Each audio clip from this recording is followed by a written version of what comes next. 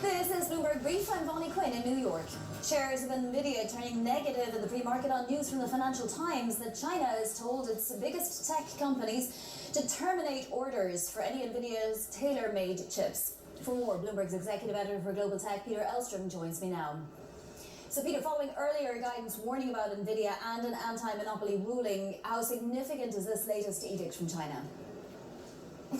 Well, what I'd say is there's a lot of politics in the tech industry right now, and there's a lot of tech in politics. This is the second move against Nvidia that we've gotten out of Beijing just this week. The cyberspace administrator, as you alluded to, first said that they're guilty of antitrust violations. Now we're getting these signals that it's telling companies not to buy all of Nvidia's chips. Now, remember the context here. On Friday, we're expecting this call between Donald Trump and Xi Jinping. During that call, we expect that China is going to give way. It's going to give control over Tik Tok in the United States to American investors. It's very important to Xi and the Communist Party not to look weak internally. They don't want to be seen as giving up too much. So I would view these moves against Nvidia in the context of them having to look tough to the domestic market, where they want to be seen as taking action against the American tech industry and against the United States companies more generally. So we'll have to see how serious this move is against Nvidia. Nvidia, of course, makes the best AI chips in the world. All the companies in China want to be able to buy their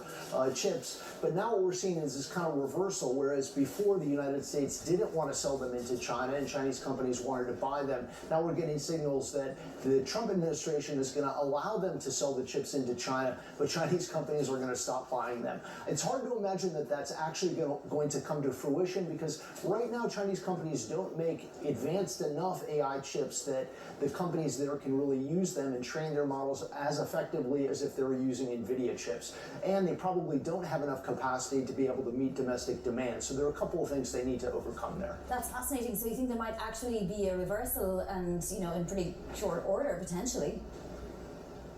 We'll see how far this goes at this point. The Chinese companies that are building the most advanced AI models, that's DeepSeek, Alibaba in particular, Baidu is trying to be in that market, and Tencent, ByteDance included. They want to have the most advanced chips. They'd like to be able to buy Nvidia's most advanced chips, just like the companies in the United States. Beijing may not allow them to buy the most advanced chips. They may want them to rely more on domestic suppliers, but at this point, at least, domestic suppliers aren't able to meet that demand, both in terms of quantity and in terms of quality.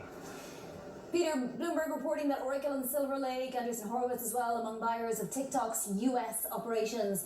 What are the details over how much control, let's say, over the app will be, in U.S. hands and in Chinese hands? Yeah, it's hard to keep up with these TikTok negotiations. They've been going on literally for years, where they face this threat of a ban in the United States. Finally, it looks like we have a deal where American investors will come in and will take majority control over the U.S. operations only, just to be clear.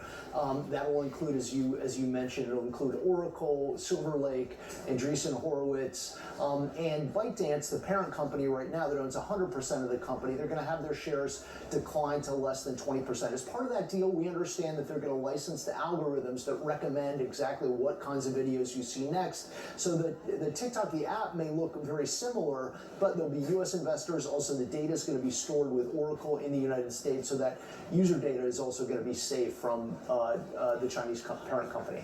Peter, thank you so much. Peter Elstrom there. Coming up, Ben and Jerry.